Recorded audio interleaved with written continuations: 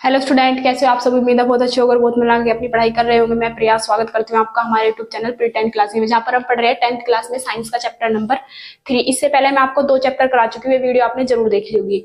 Chapter number 3 का नाम है धातु एवं अधातु, उसका पार्ट नंबर 1 है।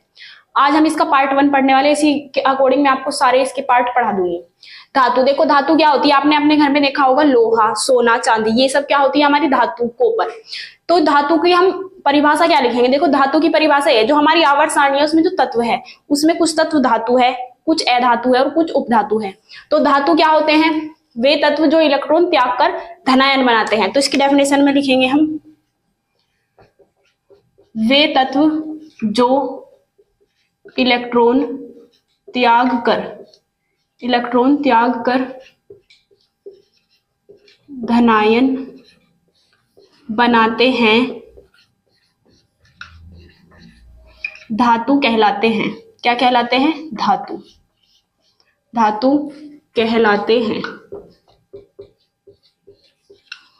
इसकी डेफिनेशन है, जो तत्व इलेक्ट्रॉन त्याग के क्या बनाते हैं, धनायन, धातु कहलाते हैं। अब इसका एग्जांपल लिखेंगे हम, जैसे कि धातु कौन है, लोहा क्या है, एक धातु। कॉपर भी क्या है, धातु। और क्या, जिंक भी क्या है, धातु। और हम क्या लिखेंगे, सोना भी क्या है, धातु। चांदी भी क्या है, धातु आदि।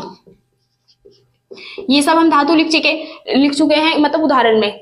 अब हम इस डेफिनेशन के अकॉर्डिंग देखेंगे धातु। जैसे सोडियम धातु है, सोडियम धातु क्यों है, क्योंकि वो इलेक्ट्रॉन को त्याग कर धनायन बनाता है। जो भी इलेक्ट्रॉन त्याग के धनायन बनाएगा वही क्या होगा, हमारा धातु। जैसे कि हम लेंगे सोडियम का परमाणु क्रमांक कितना होता है, 11। इलेक्ट्रॉनिक विन्यास 2 8 1, ये मैंने आपको कराए थे। 11 है, देखो 8 और 2 10 और 1 11। अब ये अपना एक लास्ट कक्षा का इलेक्ट्रॉन त्याग देगा और क्या बना लेगा, Na पॉजिटिव। इसलिए ये क्या है, धातु। किसका उदाहरण है, धातु का, क्योंकि इसने एक अपना इलेक्ट्रॉन त्यागा इसलिए इसके ऊपर एक ही प्लस आया है। जो 2 इलेक्ट्रॉन त्यागेगा उसके ऊपर 2 प्लस आएंगे। अब हम लिखेंगे मैग्नीशियम, Mg, इसका होता है 12 2 8 2। अब अपनी लास्ट कक्षा के 2 इलेक्ट्रॉन त्यागेगा तो मैग्नीशियम के ऊपर क्या आएगा, 2 प्लस, Mg 2 प्लस। नंबर 3 में लिखेंगे हम एल्यूमिनियम का कितना होता है, 13। इलेक्ट्रॉनिक विन्यास करेंगे तो क्या आएगा, 2 8 3। ये भी अपनी लास्ट कक्षा के 3 इलेक्ट्रॉन त्याग देगा और क्या बना लेगा, 3 पॉजिटिव आ जाएगा इस पे, तो Al3 पॉजिटिव। देखो इसने 1 इलेक्ट्रॉन त्यागा तो इसके ऊपर 1 प्लस, इसने अपने लास्ट कक्षा के 2 इलेक्ट्रॉन त्यागे तो इसके ऊपर 2 प्लस, इसने 3 इलेक्ट्रॉन त्यागे तो इसके ऊपर 3 प्लस। इसीलिए ये सब क्या है, धातु। जो भी इलेक्ट्रॉन त्याग कर धनायन बनाती है वही क्या कहलाती है, हमारी धातु। उम्मीद है अब आपको समझ में आ गया होगा। अब आप इसका स्क्रीनशॉट लेके नोट कर सकते हैं। अब हम आगे पढ़ने वाले हैं धातुओं के भौतिक गुणधर्म के बारे में। नंबर 1 क्या, अवस्था, मतलब धातु की जो अवस्था है वो क्या होती है, वे ठोस होते हैं, द्रव होते हैं, गैस। आपने अपने घर में लोहा देखा होगा, सोना देखा होगा, चांदी देखी होगी, कुछ रूप में होते हैं ठोस अवस्था में। तो हम क्या लिखेंगे, धातुएं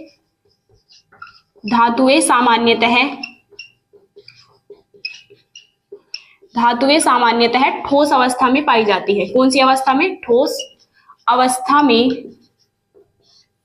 पाई जाती है।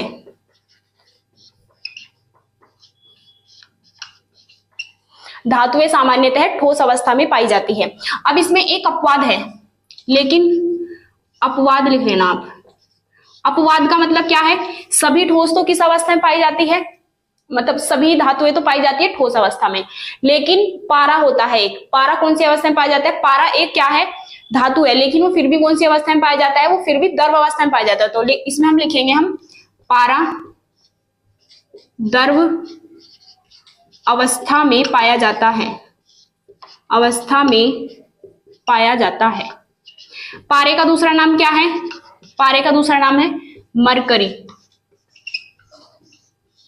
ये कहाँ होती है, आपने डॉक्टरी थर्मामीटर देखा होगा जो पहले आता था कांच की शीशी में, उसमें एक लिक्विड भरा होता था, वो ही होता है पारा। देखो वो क्या है, धातु है एक, लेकिन वो किस अवस्था में पाई जाती है, द्रव अवस्था में। सारी धातुएं तो किस अवस्था में पाई जाती है, ठोस में, लेकिन वो पाई जाती है द्रव अवस्था में। तो जो अलग चीज होती है वही होता है अपवाद। अब नंबर 2 लिखेंगे हम, धात्विक चमक। आपने देखा होगा सभी ठोस की जो सतह है वो क्या होती है, चमकदार, और उस गुण को ही कहते हैं हम धात्विक चमक। चूंकि धातुओं की सतह चमकदार होती है, धातुओं की सतह चमकदार होती है। धातुओं के इस गुण को, धातुओं के इस गुण को क्या कहते हैं हम? धात्विक चमक कहते हैं। धात्विक चमक कहते हैं। धातुओं की सतह कैसी होती है? चमकदार होती है, और इस गुण को कहते हैं हम धात्विक चमक। अब लिखेंगे हम अघात वर्ध्यता। देखो अघात वर्ध्यता क्या होता है? जो आपने देखी होगी धातु, धातु की हम एक पतली चादर भी बना सकते हैं, जैसे लोहे को पीट पीट के एक पतली चादर बनाई जा सकती है, उस गुण को ही क्या कहते हैं हम? अघात वर्ध्यता। धातुओं को पीटकर पतली चादर के रूप में बदला जा सकता है, धातुओं के इस गुण को ही हम अघात वर्ध्यता कहते हैं। तो इसमें हम क्या लिखेंगे? धातुओं को पीटकर, धातुओं को पीटकर,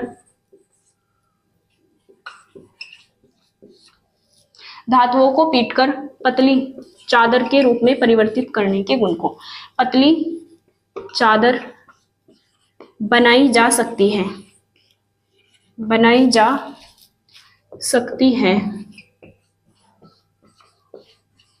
धातुओं के इस गुण को, धातुओं के इस गुण को अघात वर्ध्यता कहते हैं। क्या कहते हैं? अघात वर्ध्यता कहते हैं। अब हम लिखेंगे, मतलब और आगे लिखेंगे। अब आप इसका स्क्रीनशॉट लेके नोट कर सकते हैं। अब हम आगे गुणधर्म पढ़ेंगे नंबर 4। नंबर 4 पे पढ़ेंगे हम तन्यता। तन्यता क्या होता है? धातुओं को पीट पीट कर पतले तार के रूप में बदलने के गुण को ही क्या कहते हैं हम? तन्यता। तो इसमें हम लिखेंगे धातुओं को पीटकर, धातुओं को पीटकर पतले तार के रूप में बदला जा सकता है। जब हम धातु को पीटेंगे तो अगर वो पतले तार के रूप में बदल जाएगा तो हम उस गुण को क्या कहते हैं हम? तन्यता। और जो पतली चादर के रूप में बदलने गुण को क्या कहते हैं हम? अघात वर्ध्यता। धातुओं को पीटकर पतले तार के रूप में, तार के रूप में बदला जा सकता है, रूप में बदला जा सकता है। जैसे कि आपने देखा होगा सरिया, सरिया भी तो तार के रूप में ही है, उससे भी पतला कर सकते हैं हम उसे, बदला जा सकता है, बदला जा सकता है। धातुओं के इस गुण को, धातुओं के इस गुण को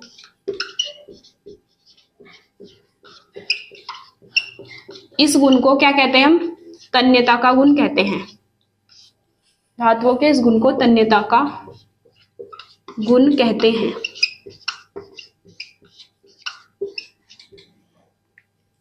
अब नोट में आपको एक बात लिखनी है। देखो सबसे अधिक अघात वर्ध्यता और तन्यता का गुण किस में पाया जाता है?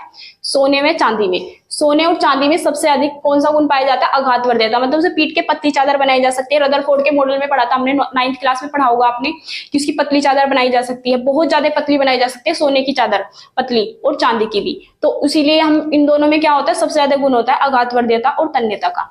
तो हम लिखेंगे सोने व चांदी में, सोने व चांदी में सबसे अधिक, सबसे अधिक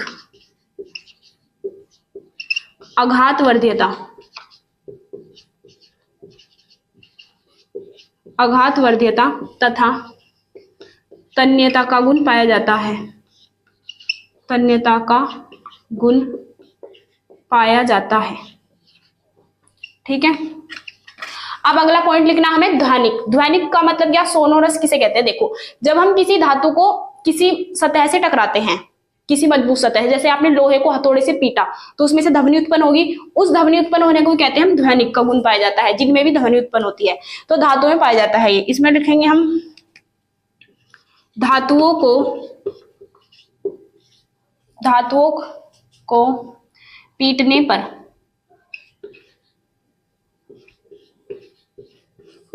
ध्वनि उत्पन्न होती है, ध्वनि उत्पन्न होती है, ध्वनि उत्पन्न होती है, पीटने पर ध्वनि उत्पन्न होती है।